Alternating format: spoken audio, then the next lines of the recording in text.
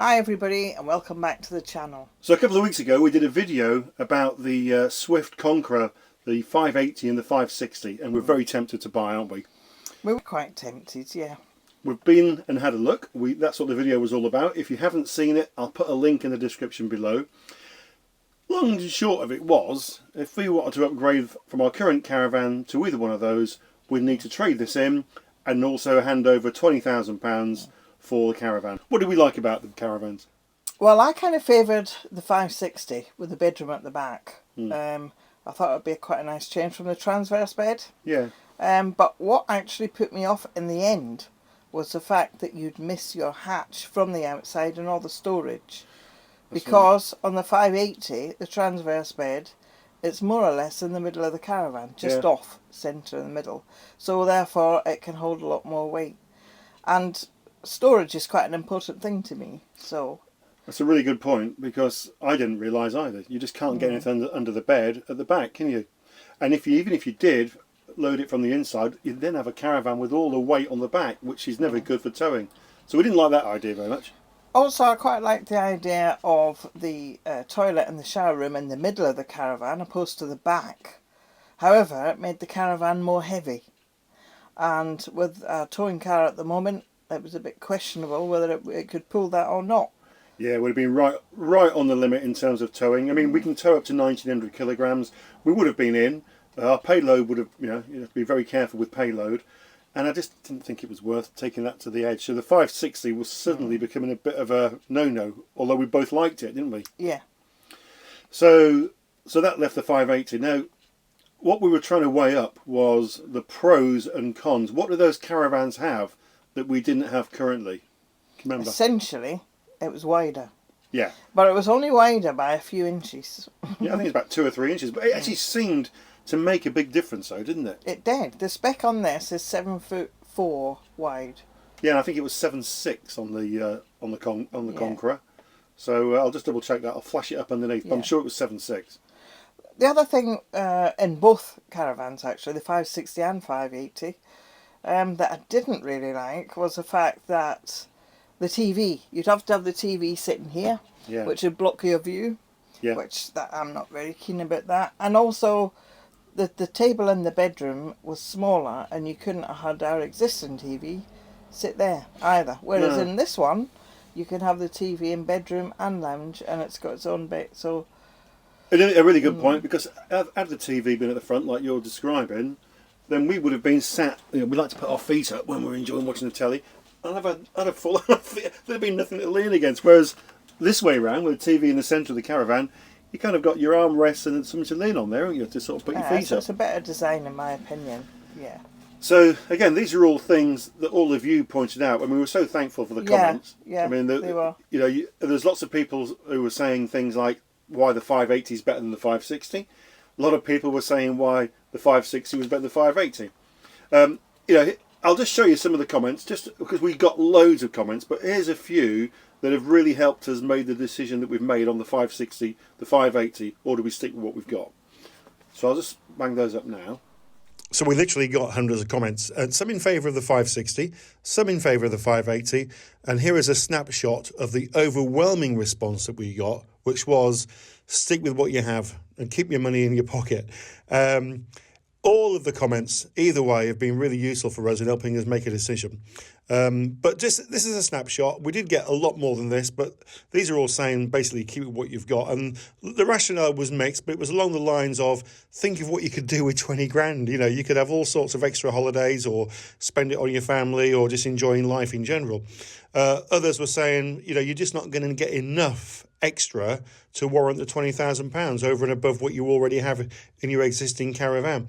And then others were saying, you can just spend a small amount of money to get some of the upgrades done that you think you're missing, and you'll still be a lot better off financially.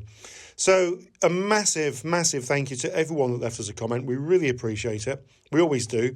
But it's certainly steered us in terms of making the decision that we're about to announce. So also we have a solar panel on this Caravan, don't we? And they didn't have a solar panel. Yeah, you don't realise. You see all the things that you've not got, but you don't start to see all the things that we've got that hasn't, if you know what I mean. So these were, again, brought to our attention by all of you. Yeah. What about the solar panel, Dave? Oh, good point. Never thought about the solar panel. I mean, the things that we thought we liked were particularly the extractor. There was a big extractor HUD in the centre of the Caravan, which we had on our Bailey, which we don't have here. Truth is, though, we don't do that much cooking. I don't think it's the end of the world, do you? Well, we just don't do that much cooking in the Caravan. We try and cook outside as much as we can. When we do, we open the window.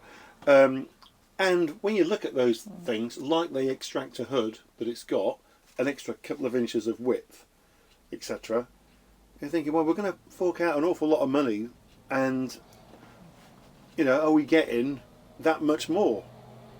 And then we really start to question ourselves about, hang on, are we doing the right thing? A lot of you, again, though, were saying to us, hold on to what you've got. You know, if you want to do some upgrades to make your Caravan a bit more like it, you could do that for maybe a few £100 or just a couple of £1,000 or something.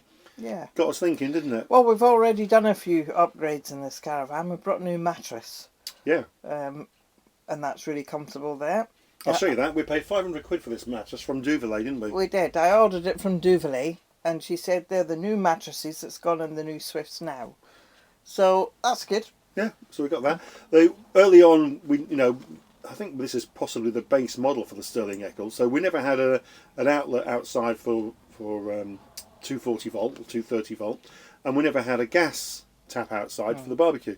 But we ain't got a gas barbecue, so we don't need a gas tap outside. Yeah, so we don't need that anyway. And we've since had a retrofit on the we've had electric mains 230. So and that's pretty handy. Isn't so it? we've got that. What else was there? Well, we've thought about putting some new lights in, dimmer lights with charging points on, which we found in them Caravans, and yeah, that's right. we looked into it. With these have got USBs on, brilliant, you know. But it don't cost 20 grand to change your lights. In fact, I've started to change them, and I'll do a separate video on that. So I've already picked up some. I think they were £20-something each, aren't they? Well, they were about 22 quid if you bought one. I bought four, brought the price down to £19 each. So you know, I've already started to fit them, and I'll do a video on it. So suddenly, all of your great advice was pointing us in a direction which was really stick with what you've got.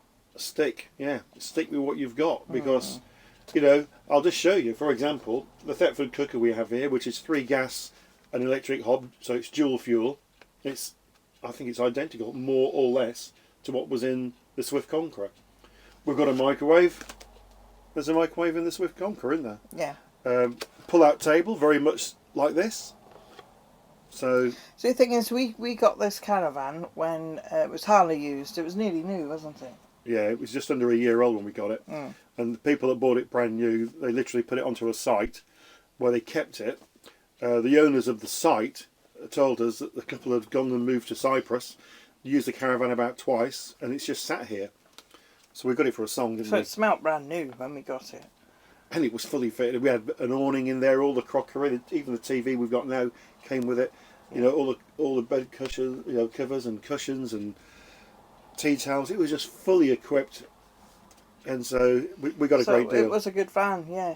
The only other thing which is different, which would be different, is the fridge. The fridge is on the other side, and it's taller, isn't it? I would say that was probably the main the main difference. Yeah, it's a very tall fridge, probably a little bit narrower than this one. And if by magic the sun came out, I've got a different colour jumper on, and the dog arrived.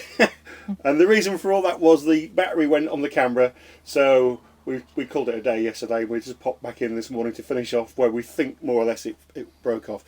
I think we were basically saying about the fridge, weren't we? We were just saying that fridge is quite a bit smaller than we have, and that was a bigger fridge in the 560 and the 580. It was a very tall one, wasn't it? Yeah. We did like that fridge, actually. I think that was probably quite appealing, but again, we keep coming back to how big a fridge do we really need? And is it worth all that extra money for a tall fridge? You don't really want to overpack it when you leave, and there's usually big stores around you when you get there, so just take enough food for a couple of days and then replenish it. Let's be honest, our fridge is mainly full of beer and soft drinks and Malibu. Yours is. So anyway, so if you haven't worked it out already, which I'm sure you will have done, we have decided that we're going to stick with our Caravan, at least for now, aren't we? Yeah, never say never. No, never say never. I think we'll always be on the lookout for our next van. Yeah. And there are some lovely vans out there. And keep coming back to the comments that you made. It's evident, you know, from all of your feedback, some of you have got some beautiful caravans. And I'm sure, though, a bit like we are now, you probably want to hold on to what you've got for a while. Because I think that was one of the overwhelming comments is, you've got a nice van. It does everything you need it to do. It's going to last you quite a long time.